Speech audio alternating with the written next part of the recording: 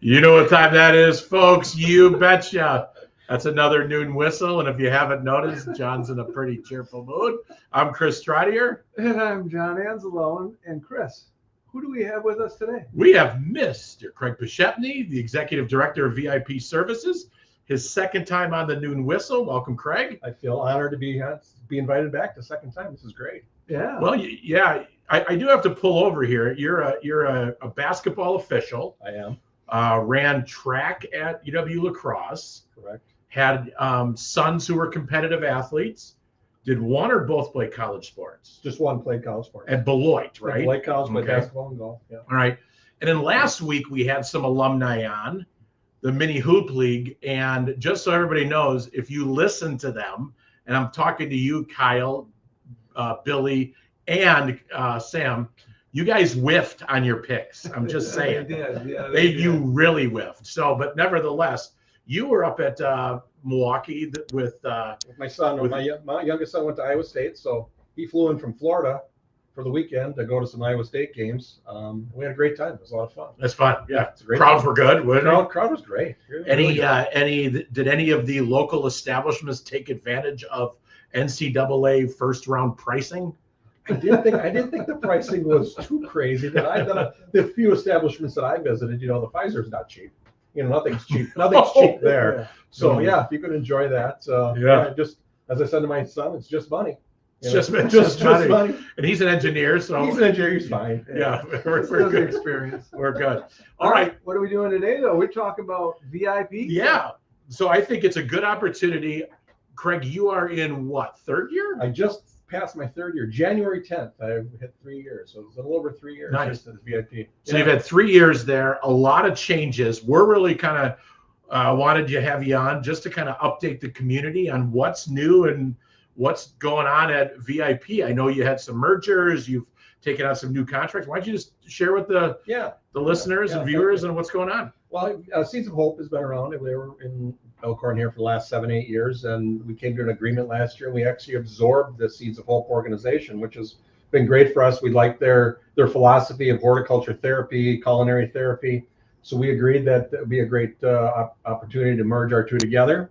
We took on all their staff. We took on 30 new clients and expanded our day programming. And with that great merger or acquisition, whatever you want to call it, we received some land and some cash. So on the south side of Elkhorn, on Highway 67 and Reamer Road, there's 6 acres of land that is now our horticulture center. Nice. That's So exciting. you drive by there and you see there's a big building out there, and then there's a greenhouse. So that'll be our horticulture center. That'll be our focus of growing flowers, plants, things like that for horticulture therapy and for retail sales in our retail sales outlet over across the street. Well, maybe you can share or can't share, but is there a long-term plan for all 6 acres, or just kind of a plan for a smaller segment of that now? Right now, I think we're happy to just kind of get up and running in the horticulture center piece, but long term there could be some housing possibilities. I think that's been the talk. Housing for adults with disabilities, there's a shortage. There's a shortage of housing for everybody. Yeah. But for adults with disabilities, there's certainly a need there. And is that a potential partnership with somebody there down the road? Could be. Yeah. So it's exciting. It's exciting for us. It's exciting for us to grow and expand. When I took over, I really had 2 basic goals. It's get bigger and get better. You got to get better first before you can get bigger. And we're a continuous improvement organization. We want to continually get better and do it. We're never going to be perfect. We know that. Nobody's perfect.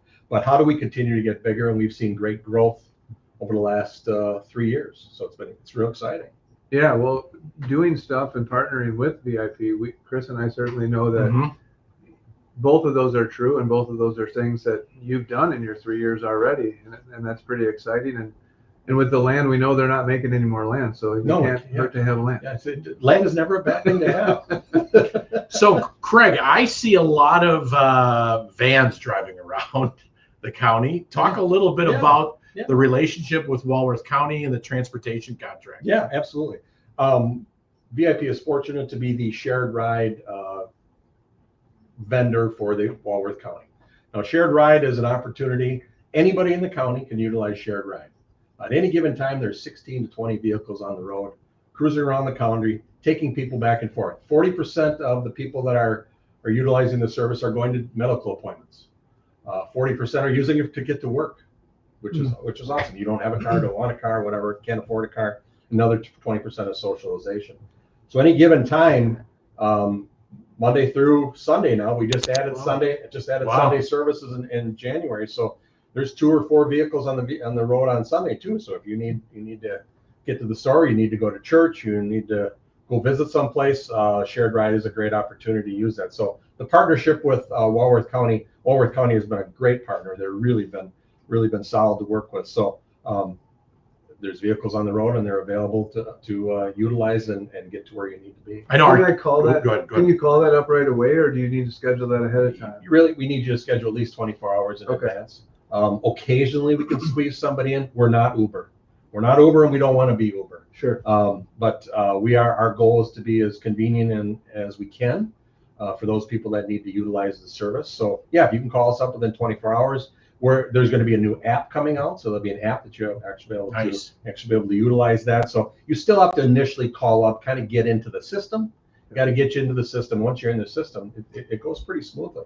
So yeah, it's quite the service for the county. I know that's been in economic development spaces a big conversation, but also even at the, over time, we've seen over the last decade plus schools removing the traditional driver's ed program. So you're seeing less kids getting their license, the post-COVID reaction where they're doing it, waiting till they get 18. So it's quite the service you guys are providing for the county. Yeah, we're very fortunate to be able to do this. The county has been great to work with. And we've got a really nice relationship with them. And Walworth County is unique. I think people of Walworth County should be proud of what they have and thankful for what they have, because this is not usual in the state of Wisconsin. When I talk to other leaders and organizations around the state, we've got something really great here that I think people need to take advantage of it. And there's a new marketing plan coming out. The county is going to be launching a new marketing plan, a new look, new name for the program. So keep an eye out for that in May, maybe early June. Keep an eye out for that, and more people are going to learn about it, and we expect to grow.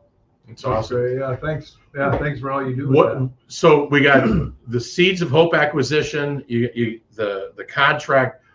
What else is either in the, you're looking back, kind of you're positive, you're happy about, or what's in the hopper? Like, kind of what do you see coming in the future? Every single department at VIP, there's really 5 departments at VIP. We've seen growth. We've seen 39% growth in the last three years overall, organizationally, which is great for us. Now, like I said, we had to get bigger, but we had to get better first. The cost of living is up. To run a business, we're a business. We're a nonprofit, but we are a business, and the cost to do business continually goes up. So we knew we had to increase our annual income to achieve the goals and the the expansion that we wanted to do. We've been very fortunate. We've got some great partners. We've got some great donors. We've got wonderful people in this area that have donated to us in various capacities to help us continue down this path of growth. Where does that growth end? I'm not so sure. I don't know if we're reaching our capacity yet. Nice. If you ask some of my staff, you say, yeah, we're at capacity. Right.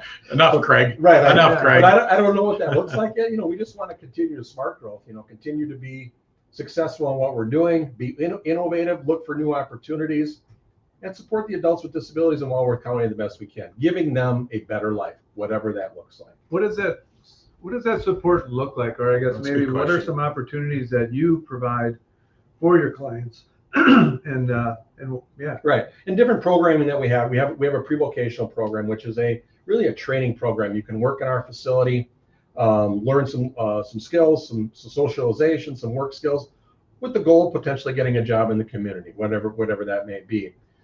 We also have our day programming options, which is the expansion with the Seeds of Hope. So that is on a daily basis. They are out socializing. They are out exercising. When we utilize the workout center over there at the high school, we appreciate that, the partnership we have with the school. And we're also looking at job opportunities, volunteerism.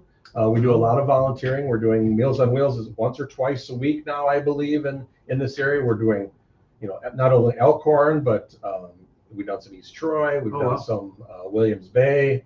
So we are, the people that we're fortunate to serve really enjoy giving back. It is so exciting for them to volunteer and do that. They see the value in that, and we see the value in that as they understand that we're all this community together. We all have to share. We all have to be part of it. And what I tell people is sometimes it isn't so much as the adults with disabilities we serve getting out in the community and getting acclimatized. It's the people in the community getting used to them.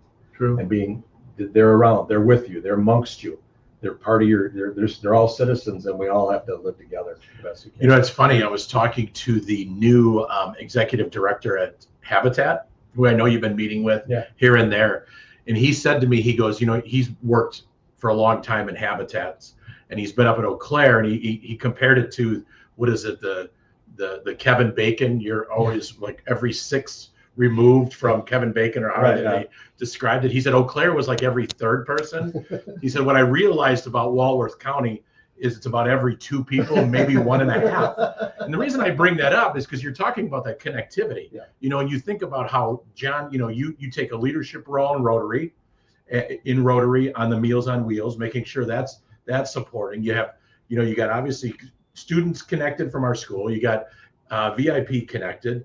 I'm on the VIP board. We're helping with fundraising. All of us are Rotary members. We've worked closely from a school standpoint with Habitat. Now you're having conversations. I think that is, when you talk about that, Craig, I just think about, as a community, we're very fortunate to have that connectivity, and everybody's playing a role, whether it's a not-for-profit, the school district, individual roles. And I think that's really what lifts up some of our most marginalized populations, like are adults with disabilities. And I think you can see it also impacting students with disabilities too, and getting their opportunity and access. Because I know I've consulted with you on how do we work better with DVR and expand those opportunities. Right. When you think about what you just said, and that repeats itself for all of us probably 25 times with different organizations and different people that we're all connected with, or those paths cross, that's the 1 to 2, right? It is. Yeah. I don't know if he was celebrating that all the time, but I think he appreciated it in a sense. I don't know if we're gonna have John on, but we found that we had some mutual acquaintances and from Eau Claire, and he and I had coffee and just started talking, like, I know that guy. Hey, I know that guy. Yeah, so right. It's interesting. He and I, first time we met, we made connections. And, so it's really fun to see that, and I think our community is lucky to have John join the Habitat for Humanity, because I think he's got some great ideas and a great vision. And I think he'll definitely help move them forward to a successful state. And those relationships is what makes better to get bigger, right? Yeah. It's what makes us all better, is those connections and connecting the dots. Now, we know that from a revenue standpoint, fundraising is an integral part, unfortunately or fortunately, however you look at it. Yeah. So you just had a successful casino night. Casino night we did, And that did quite well. We did that down in Lake Geneva at the Geneva Tap House, which has been a great vendor. About 100 people, which is really a really nice number of people for that. Our biggest fundraiser is coming up in June. Monday, June 2nd at the Bigfoot Country Club is our annual golf outing. So that is our biggest fundraiser of the year. And somebody kept asking me, what are you raising money for? For as much as we are in the community and driving around the community, we are always in need of vehicles. We're always purchasing vehicles. Now we do get some state-funded vehicles, but we're going through them faster than we can possibly have them replaced in the state. So we're always money for vehicles. But you talk about fundraising and upkeep and everything comes my goal is try to keep that fundraising effort in that 5 to 7% maybe of our total annual income. And we did a very good job last year as far as total operation dollars. We broke even operationally, actually made a little bit of money, which is really a wonderful thing in the nonprofit world. It's a really wonderful thing. It was really a positive thing. So utilizing some of those fundraising dollars to purchase. We don't need the fundraising dollars for operations. We need it for vehicles. We need parking lot expansion and some things like that. So it continue to grow and be the best organization we can. And like I said, we've been very, very fortunate in Walworth County, the people in Walworth County and beyond that have supported VIP for many, many years, long before me and probably long after. How many years has that golf outing been going on? I think this is our 31st year. Isn't that amazing? Yeah, Yeah. 31st year. Yeah. So if anybody wants to sign up, Yeah. just go to the You go VIP to Facebook page, website. Yeah. The promos out there. Do you see how that The turned out? promos out there. Chris is on the promo, so if you had a chance to see it, please take a look at it. It's quite humorous. Yeah, there were a couple takes. But overall, you were pretty much a first take guy. Yeah. You really were. Well, when did we do it? We did it like January, December. Yeah, we just waited for their first snowstorm to get the first snowstorm that we launched. And we were poor Dawn and I are doing it, and we're wearing like, we're sweating in the cafeteria, but it was fun. It turned out great, and it's a great venue, or it's a great event. Take advantage of it, and plenty of people in Walworth County and the surrounding areas come out to support it. Yeah, I mean, it's just VIP is a great service and a lot to be proud of, and you got a lot to be proud of, Craig, and how you've come down, continued to invest in the community. You live here now, and yeah, it's just you've done a great job. It's a great community. I mean, it really is. I came from the other side of the state, and there is no corner of the state that has the market cornered on being good quality people. There's good quality people everywhere. You just gotta know where to find them. Yeah. And they're everywhere. And just once you create relationships like you guys and getting involved in things, it's great how things compound and grow, and it's really a great experience. I love it. I love it here, and continue to do what I can to improve VIP and make us the best organization we can be. We're glad you love it here, because we're glad to have you. We're glad to get to know you. I have one quick question before we wrap up. Do you guys still service the rest areas? We do. You do? We do. Yeah, we're all over, not just oh here, boy, right? we've got the two that are they're all over. We're all over the place. So we're here in Walworth County, the two near East Troy. Then we've got the one by Beloit, the one coming into Janesville. We actually have one over in Dickeyville, which is really come out of Dubuque, and you need to use a rest area. That's ours. All right. We're doing that. Which is first, Keeler or Dickeyville? That's a good question. I think Keeler might. I think it may be. Those that know the west, the southwestern part of the state, that. Correct. I apologize for Chris, and I apologize for asking. Yeah, no. You Hudson too? We do a scale in Hudson, and we're all over the state. It's a great, it's funded through the Department of Tourism. And, we want to, as state of Wisconsin, we want people that stop at our rest areas have a good impression of the state of Wisconsin. And if they've got to use the restroom and get a soda, and we want them to say, hey, Wisconsin's a nice place. We want them to keep coming back. But we like our tourism dollars. What a great service. Yeah. All right. We're going to close. I got a way to close. Uh-oh. So we got the Sweet 16. Yeah. Okay, let's keep the March Madness. Who do you give me your after this weekend? We should be at the Final Four. Give me your Final Four right now, Craig. I went straight chalk in my bracket. I'm still there. I have Florida beating Duke in the final, and all four number one seeds are still in. I'm sticking with that. Okay. Any? Are you veering away from that? No, I'm not very well. I would say Florida for sure.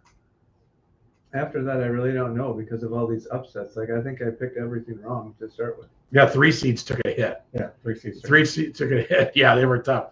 All right. Well, I think we'll have to check in with the mini hoop league guys and see how they feel, because I don't think we need to get a hold of them. No, we're good. They showed us they're no good this year. They're no good. All right.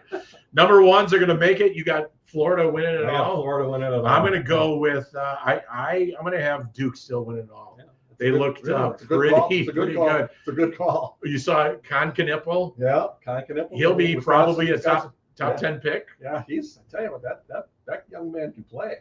Yeah, well, the family can play. Yeah, they all can play. Did you ever play against? You probably old enough. Play against or officiate his dad? No. At Wisconsin. He was a couple years older than me. Yeah, he was probably in between us. So. Correct. Yeah. Yeah. No, I don't. Mom could play. Mom could play. Yeah. You know she's an all-time leading scorer at Green Bay. Wow. Did you know who her brother is? No. Jeff Norgard. Oh. You knew Jeff Norgard, right? I know the name. Yeah, of course. There you go. See, look at that. How could I not? Well, you are. Yeah, you're a cheesehead to the core. So, all right. Thanks, Craig. VIP services. Great job, John. Anything else? Let's wrap it up. All right. Thanks, on that guys. note, let's shut her down.